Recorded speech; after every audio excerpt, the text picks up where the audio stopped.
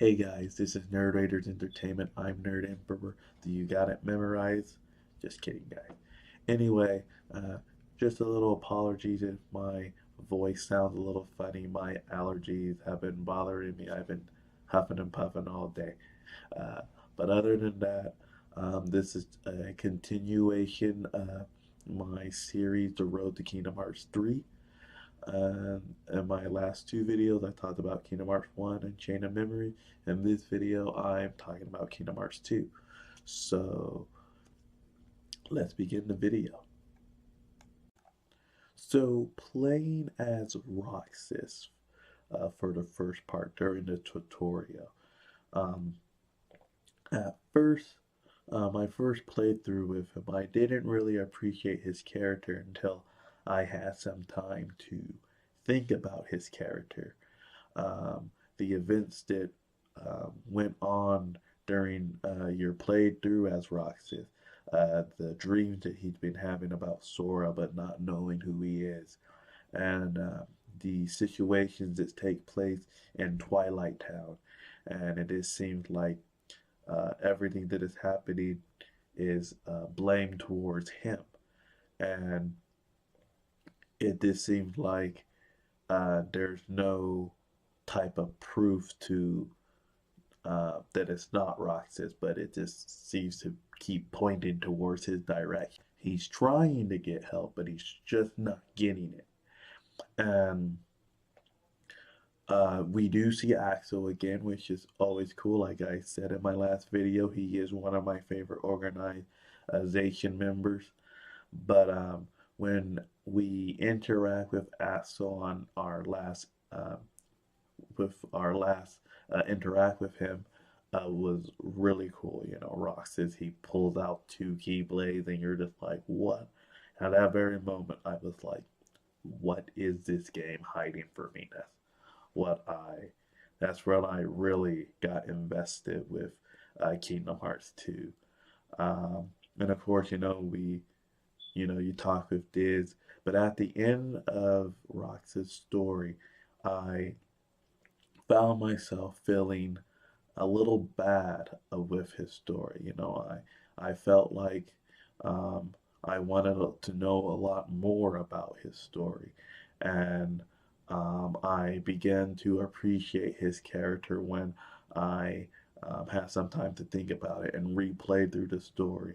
I found value within his character, and then of course you get to play as Sora uh, as Sora makes his way to Yen's tower, the mysterious tower and everything, and he gets his famous Kingdom Hearts 2 clothes, and he gets these drive forms, which I just felt like Sora became OP with these drive forms.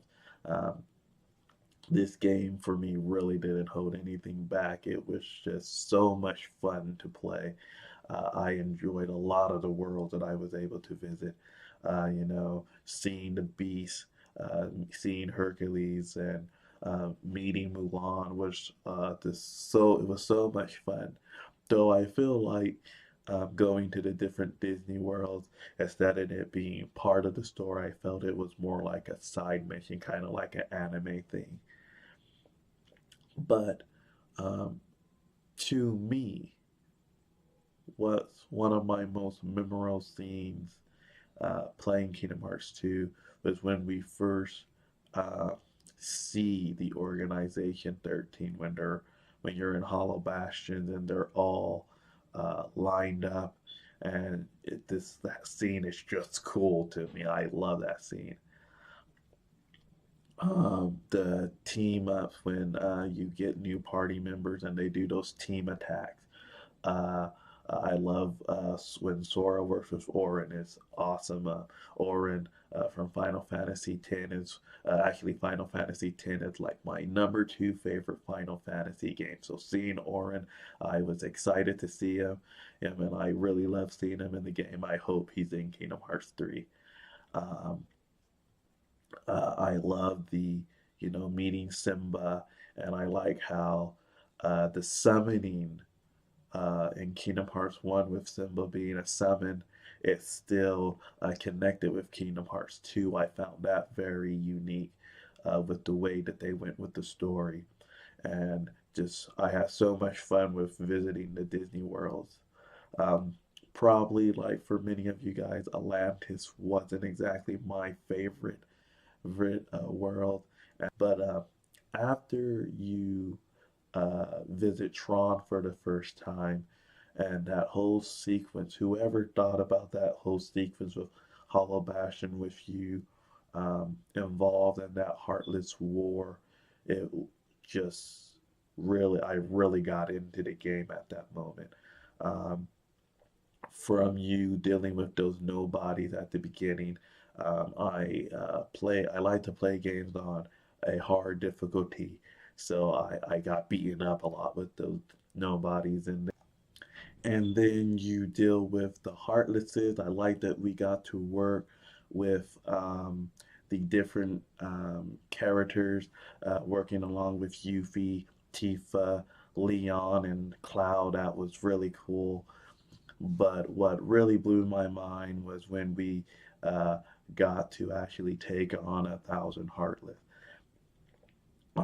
You early on, you see the army of Heartless, but I wasn't expecting to actually deal with a great number of them. Even though they were weaker Heartless, but the whole battle scene was a lot of fun for me. I have a Pacific save on my Kingdom Hearts game that is just before that battle. So if I ever want to play, I could just hop on and go through the battle all over again.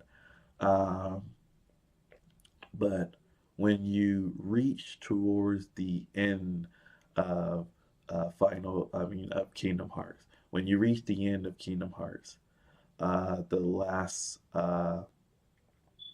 kind of the last level, um, uh, just working along with Riku, and there when they work together, Sora and Riku working together, that team up attack is just crazy, awesome. I love their team up attack. Uh, when you take on Xemnas and that whole uh, Riku and Sora being the ones to stand, everybody else uh, goes and but they have to stay back and take him on and everything. And the whole game just great. If you have the final mix or if you play 2.5, you got to interact with some of the old organization characters, such as, over 9,000, and of course, Goku Black. But anyway, guys, my favorite game out of this series, had so much fun playing it, and it's really hooked me on, seeing where the game was going, and I just wanted more. And so this will end it for this video. Please tell me some of the fun that you had playing Kingdom Hearts 2. What things did you enjoy? Is it one of your favorite game in the series? Please let me know in the comments below. Leave a like if you enjoyed this video. Please subscribe if you haven't. Hit the notification bell so you can get our content as soon as it comes out. I'm Nerd Emperor with Nerd Raiders Entertainment. I hope you have a good day and keep living a fiction life. Bye, guys.